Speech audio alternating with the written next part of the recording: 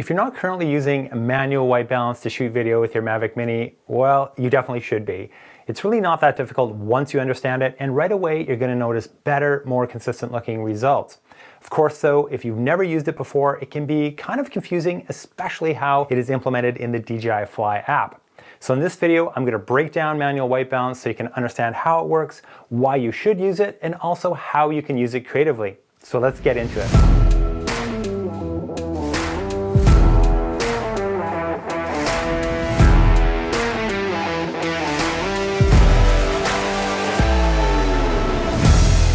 Okay, first things first, what is white balance? Well, basically white balance is all about ensuring that your camera settings match lighting conditions so that the colors in your photos and videos appear balanced or natural. Setting a proper white balance means your whites will look white without any color cast or bias. So essentially white balance is all about making your color look normal under different light. That's it. So why is using manual white balance so important when shooting video? Well, simply it is about consistency, getting consistent color from frame to frame and shot to shot. By using a manual white balance, you're guaranteeing that the color will not fluctuate while shooting video. And then later, when you start editing that footage, it is much easier to make color adjustments or do color grading because you have good consistent color from start to finish. Now, even if you don't get your white balance quite right, having consistent color makes color correcting your footage a whole lot easier. You don't have to color correct individual clips or make adjustments from frame to frame. You can apply the same color correction across all footage shot under the same light with the same white balance setting.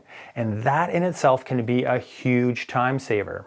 In contrast, when you use auto white balance, the camera system is constantly evaluating and adjusting color. So even if your lighting conditions are not changing, your color will be. It will be constantly fluctuating depending on what the camera is seeing. Here's a quick example. With the Mini set on auto white balance, note how the color changes almost instantly as I introduce a blue card into the frame. Right away you can see the color shift more towards yellow as the camera system tries to balance out the blue color I added. And that right there is exactly why you do not want to use auto white balance. You don't want your color fluctuating while capturing video. In my drone video Smoke, just like I always do, I shot every piece of footage using a manually set white balance. For this video in particular though, I adjusted my white balance setting so things looked much warmer than normal. I thought the orange color cast would lend a bit more dramatic feel to the footage, but once I started editing it, I didn't like it and I changed the color back to be more neutral.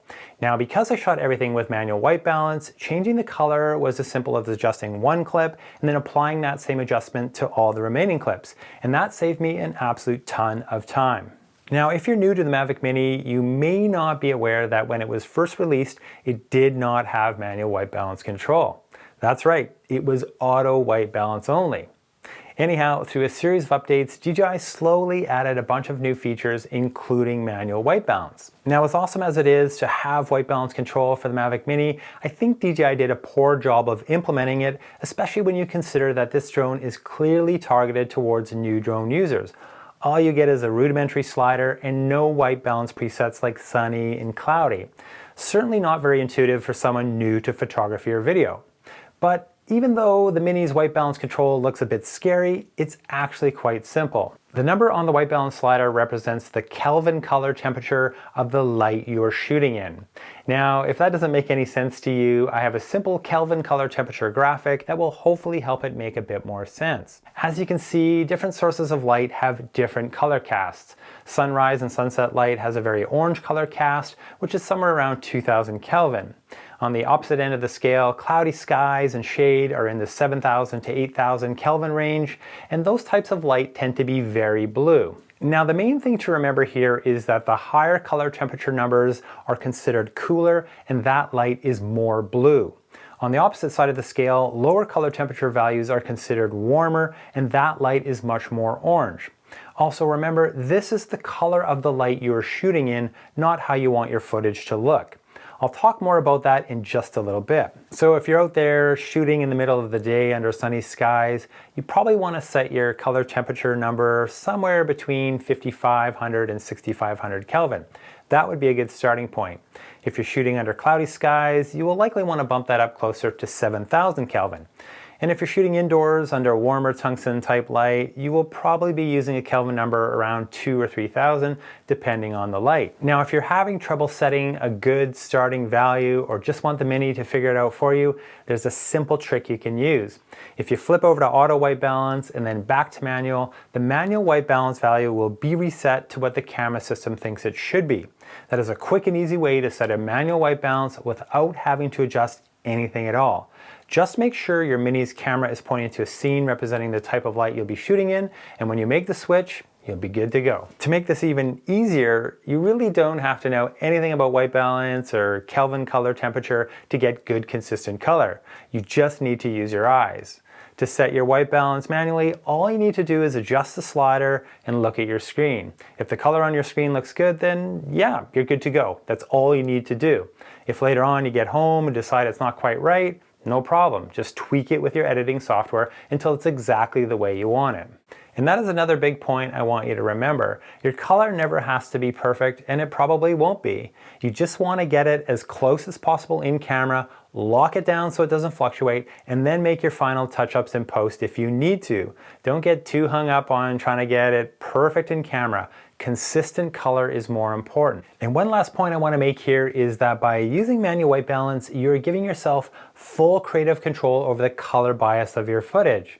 Want to make your footage appear warmer, more yellow-orange? No problem. Just choose a higher color temperature number. Want to make your footage appear cooler or more blue? Again, no problem. Just choose a lower temperature number. Now I know what you're thinking. Isn't that the opposite of what it should be? No. The manual white balance slider represents the color of the light you are shooting in, not how you want the footage to look. So when I move the slider to the right, choosing a higher color temperature number, I'm saying to the camera system that I'm shooting in very blue light. To balance that color out, more orange is added and your image becomes warmer. The opposite happens when you move to the left. You're telling the Mini that the light you're shooting in is very orange, so to balance out that color, more blue is added, making your image appear cooler. So by using manual white balance, not only do you get consistent results, but you can also creatively affect the look of your footage. You can warm up those sunrises or sunsets, or cool down those chilly winter scenes just by moving the slider. And best of all, if you don't like how you shot it, you can always tweak it in post, and because you used manual white balance, that process is going to be a whole lot easier to do. And that's it for this one, guys. I hope this video helped to demystify manual white balance setting on your Mavic Mini and gave you a better understanding of how it works and how to use it creatively. So all that's left to do is get out there, give it a try, experiment, and have a little fun. And as always, thanks so much for watching. Hit that thumbs up if you enjoyed this video, subscribe if you haven't already, and yep, you know it. I will see you in the next one.